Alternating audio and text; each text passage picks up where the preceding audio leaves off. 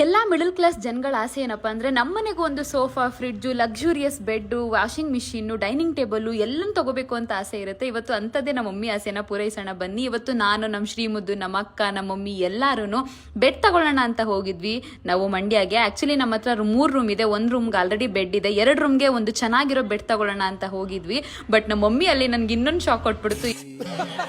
ಏನಪ್ಪಾ ಅಂದ್ರೆ ನನಗೆ ಡೈನಿಂಗ್ ಟೇಬಲ್ ಕೂಡ ಬೇಕು ಅಂತು. ಸೊ ನಮ್ಮ ಮಮ್ಮಿ ಕೇಳಿದ್ಮೇಲೆ ಇಲ್ಲ ಅನ್ನೋಕ್ಕಾಗಲ್ಲ ಅಂತ ಹೇಳ್ಬಿಟ್ಟು ಡೈನಿಂಗ್ ಟೇಬಲ್ ಕೂಡ ನೋಡಿದ್ವಿ. ಆ್ಯಂಡ್ ಫೈನಲಿ ನಾವು ಒಂದು ಫೈನಲೈಸ್ ಮಾಡಿದ್ವಿ ಯಾವ ಡೈನಿಂಗ್ ಟೇಬಲ್ ಬೇಕು ಅಂತ. ನಮ್ಮದು ಚಿಕ್ಕ ಫ್ಯಾಮಿಲಿ ಇರೋದ್ರಿಂದ 4 ಚೇರ್ ಇರೋ ಡೈನಿಂಗ್ ಟೇಬಲ್ನ ನಾವು ಪರ್ಚೇಸ್ ಮಾಡಿದ್ವಿ. ಅಷ್ಟೊತ್ತಿಗೆ ನಮ್ಮ ಶ್ರೀಮುದ್ದು ಫುಲ್ ಕ್ರ್ಯಾಂಕಿ ಆಗ್ಬಿಟ್ಟ. ಅವ್ನಿಗೆ ಅಲ್ಲಿ ಕುತ್ಕೊಳಕ್ ಆಗ್ತಾ ಇರಲಿಲ್ಲ ಸೈಲೆಂಟ್ ಆಗಿ. ಸೊ ಅವನ್ನ ಸಮಾಧಾನ ಪಡಿಸೋಣ ಅಂತ ಹೇಳ್ಬಿಟ್ಟು ನಾವು ಒಂದು ಜಾಗ ಕರ್ಕೊಂಡೋದ್ವಿ ಅವನ್ನ. ಯಾಕಂದ್ರೆ ಅವ್ನಿಗೆ ಗೋಬಿ ಪಾನಿಪುರಿ ಕೊಡ್ಸಿದ್ರೆ ಸ್ವಲ್ಪ ಸುಮ್ಮನೆ ಆಗ್ಬಿಡ್ತಾನೆ. ಸೊ ಎಲ್ಲಾನು ಫೈನಲೈಸ್ ಮಾಡಿ ನಮ್ಮ ಮಮ್ಮಿನೂ ಬಸ್ ಹತ್ಸಿ ನಮ್ಮ ಮಮ್ಮಿನ ತಡಗವಾಡಿ ಕಳಿಸಿ ನಾನು, ನಮ್ಮ ಅಕ್ಕ, ನಮ್ಮ ಶ್ರೀಮುದ್ದು ಎಲ್ಲರೂ ಗೋಬಿ ತಿನ್ನಕ್ ಹೋದ್ವಿ.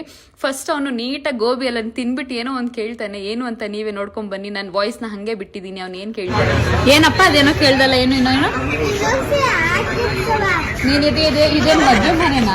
ನಿನ್ಗೆ ಕೇಳ್ದಂಗ ಹಾಕೊಡಕ್ಕೆ 2ನೇ ಪಂಕ್ತಿ 3ನೇ ಪಂಕ್ತಿ ಹಾಕೊಟ್ಟಂಗಿದೀನಿ ಪಂಕ್ತಿನಾ?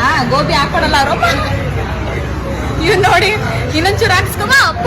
ಶ್ರೀಮುದ್ದು ತಿನ್ಕೊಂಡು ಮನೆಗೆ ಹೋದ್ವಿ ಅಷ್ಟೇ. ಗೈಸ್, ಈ ವಿಡಿಯೋ ಇಷ್ಟ ಆಗಿದ್ರೆ ಲೈಕ್, ಶೇರ್, ಕಮೆಂಟ್ ಮಾಡಿ. ಹಾಗೆ ನನ್ನ ಅಕೌಂಟ್ನ ಫಾಲೋ ಮಾಡೋದು ಬರಿಬೇಡಿ. ಆ್ಯಂಡ್ ಪ್ಲೀಸ್ ನನ್ನ ಯೂಟ್ಯೂಬ್ ಚಾನಲ್ನ ಸಬ್ಸ್ಕ್ರೈಬ್ ಮಾಡಿ. ಲಿಂಕು ಬಯೋನಲ್ಲಿದೆ.